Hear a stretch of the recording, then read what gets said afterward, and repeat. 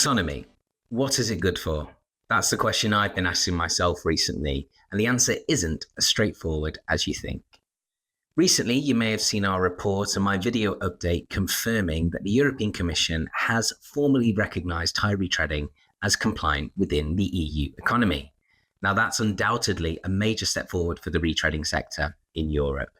It opens door to green finance, ESG funding, and potentially even public procurement. But as always, the devil is in the detail, and this breakthrough is just one part of a much bigger, messier regulatory puzzle. In this video, I'll break it all down in 6 parts. 1. EU Taxonomy. 2. How retreading complies with EU Taxonomy. 3. Benefits of EU Taxonomy compliance for the retreading sector. 4. Where inconsistencies and contradictions in EU regulations and public policy documents start to appear. 5. Implications for UK retreading and a UK taxonomy framework. And 6. My final thoughts.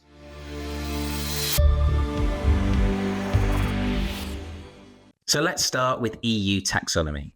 What is EU Taxonomy? EU Taxonomy is a classification system that came into force in July 2020 to define which economic activities can be considered environmentally sustainable. Its main goal was to help guide investment towards projects and economic activities that align with the European Green Deal and the EU's goal to become climate neutral by 2050. The EU legislation provides a set of taxonomy activities that are defined as critical for 6 environmental objectives. If an economic activity is included in a delegated act, i.e. taxonomy eligible, it can substantially contribute to one or more of the environmental objectives under the taxonomy regulation and also not significantly harms the other objectives.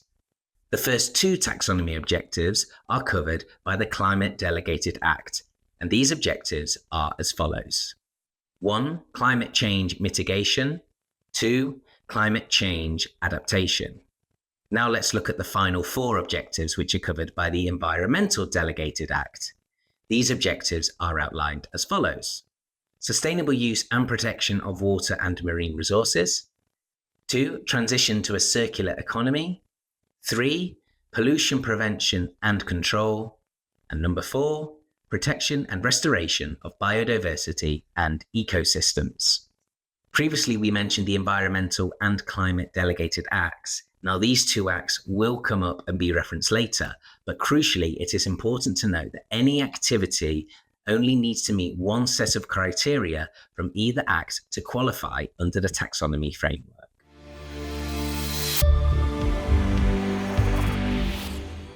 As you will see in our recent reporting and in the earlier statement in this video, the European Commission confirmed in a letter to BiPAVA that Tyre retreading is compliant and aligned with EU taxonomy regulations.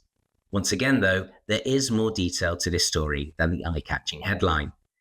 So let's take a look at the details now, starting with how retreaded tyres are taxonomy compliant with the Environmental Delegated Act.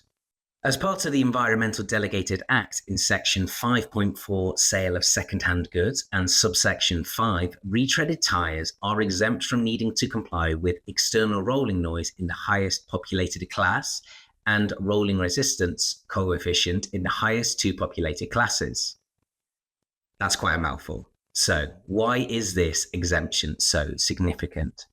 It's because retreads are not covered by the EU tyre label and thus cannot comply with those metrics by default. This exemption therefore removes that barrier. The role and the mention of the EU tyre label will come under scrutiny once again in this video in the Climate Delegated Act. Now, as we've already covered in this report, an activity only needs to meet one set of criteria to qualify under the EU taxonomy framework, meaning that Tyre retreading didn't need to comply with the Climate Delegated Act. However, it's imperative to take a look at why retreading didn't qualify in this instance to illustrate how the lack of an EU tyre label not only holds the industry back, but also results in regulations that were intended to provide stamps of recognition to sustainable business activities are actually unintentionally discriminating and potentially damaging an industry. In the Climate Delegated Act and under transport-related sections, tyres are stated to meet performance-related thresholds in the highest rolling resistance classes, external noise limits, and tyre abrasion criteria. These criteria rely once again upon the EU tyre labelling regulation, EU 2020-740, which does not apply to retreaded tyres. For context, it must be stated that work is ongoing with the development to an EU tyre labelling scheme for tyre retreads, with final adoption unlikely before 2026. Now, not to labour a point, but as we have established already, retreading is taxonomy aligned. That being said, retreading being technically excluded from the Climate Delegated Act, despite being environmentally beneficial and saving critical natural resources, could have excluded retreading from taxonomy-aligned transport sectors, which could compromise delivering the goals of the very same regulations. Unfortunately, this isn't the first example of conflicting and exclusionary language in the EU regulations, and the role that the EU tyre label has played in creating regulatory inconsistencies that impact the inclusion of tyre retreading in the EU sustainability and latterly procurement frameworks. We will return to these contradictions later on.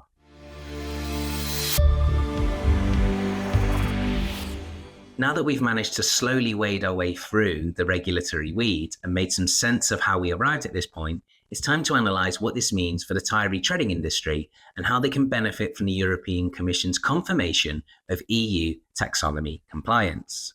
On the face of it, the European Union's official recognition of retreaded tyres as taxonomy compliant does have major implications for fleet operators, transport providers, and retreaders. Transport providers and fleet operators could open doors to green financing and investments, claiming alignment with the EU taxonomy through green loans and ESG-linked funding, which often require taxonomy compliance.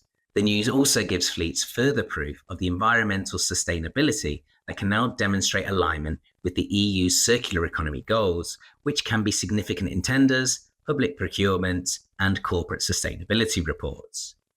As for retreaders, they do finally have legal clarity that their products are taxonomy aligned under Section 5.4 of the Environmental Delegated Act, thus giving them the opportunity to market their products as compliant with EU green standards, as well as providing added marketing leverage with fleets, municipalities, and green investors. Furthermore, considering that many public and EU-funded projects require sustainability screening, this clarification does at least make retreaded tyres eligible for inclusion in such contracts, potentially putting retreaders in a stronger position when it comes to public procurement. Great news, right? Well, remember when I said more contradictions are due to follow shortly? One's on the cusp of arriving right now, and this time it's courtesy of the EU Energy Directive.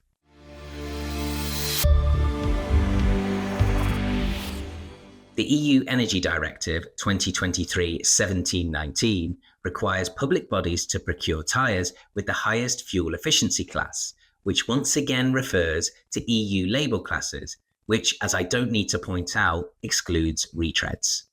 So, we have an Environmental Delegated Act that confirms tyre retreading is taxonomy compliant and in theory helps promote it of strategic sustainable value with fleets and in public procurement. Yet on the other hand, retreading is put at a legal disadvantage in public procurement by the EU Energy Directive, despite their obvious environmental benefits and taxonomy compliance. Someone make it make sense, please. These inconsistencies stretch even further when we look at the EU Public Procurement Criteria, SWD 2021-296, which clearly supports the use of retreaded tyres. These contradictions not only undermine the tyre retreading industry, but they could also theoretically cause it further injury.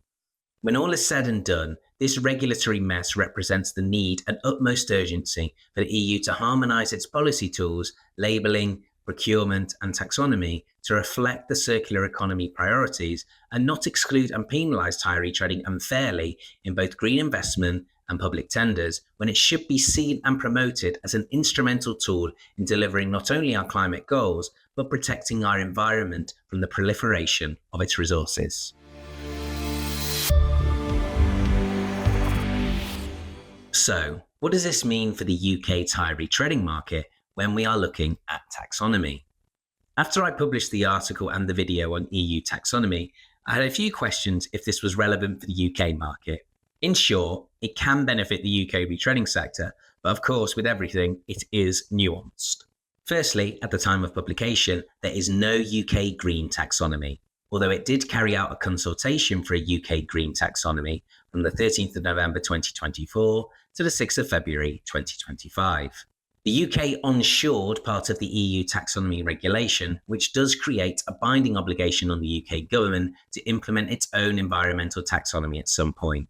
However, the UK did not onshore the EU Taxonomy delegated acts as they were published post-Brexit. From a political standpoint, this leaves the UK in a position we have seen countless times over the past decade. Does it double down on Brexit and create a taxonomy completely divergent from the EU? Or does it align more closely with the European Union? That's not a question for retreading business to answer, but it is one that could impact the tyre retreading sector in the UK and its alignment and compliance with the UK green taxonomy if the UK decides to diverge and differentiate from the EU taxonomy regulations, causing further turbulence and costs for businesses. As far as the news that retreading is compliant with the EU taxonomy regulation goes, and even though the UK is now independent from the EU, it should still be viewed as a positive story for UK retreaders. The confirmation of retreaded tyres being taxonomy aligned does give the UK credible third-party validation, and even without UK-specific rules, retreaders can reference EU standards in marketing, sales, and ESG discussions to show environmental value. To add to that, if a UK retreader does plan to sell to EU-based fleets, operators or tenders, this could be a commercial advantage, with retreads becoming more competitive in the market, even if the numbers of imported retreaded tyres to the EU market are low. Moreover, and despite the fact that UK retreaders are operating outside of the EU jurisdiction, public and private fleets do see ESG reporting, emissions and circularity as significant, and referencing the EU ruling can assist in the justification of retreads in internal sustainability plans, especially while the UK is working on its own taxonomy, which is currently expected to mirror the EU system. This is minus the irregularities, one would hope. And finally, when the UK's taxonomy does arrive, this ruling should assist in arguing for retreading's inclusion in the taxonomy framework.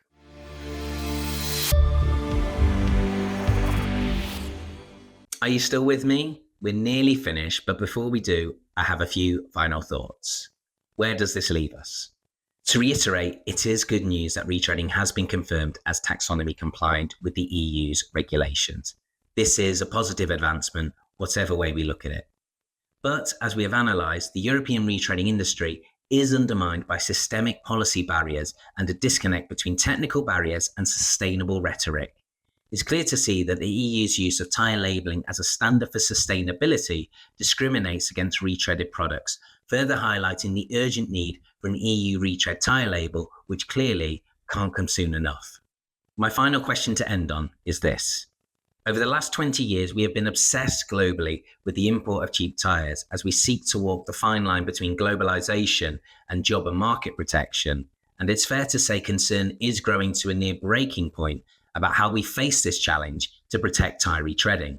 However, how can we expect the EU to take the correct course of action to protect and enrich the tyre industry when its regulations undermine and potentially injure such a key part of it? Why can't our politicians resolve something they have complete control over when it's clear that what's at stake isn't just policy alignment, but the survival of an industry that should be at the heart of Europe's green transition?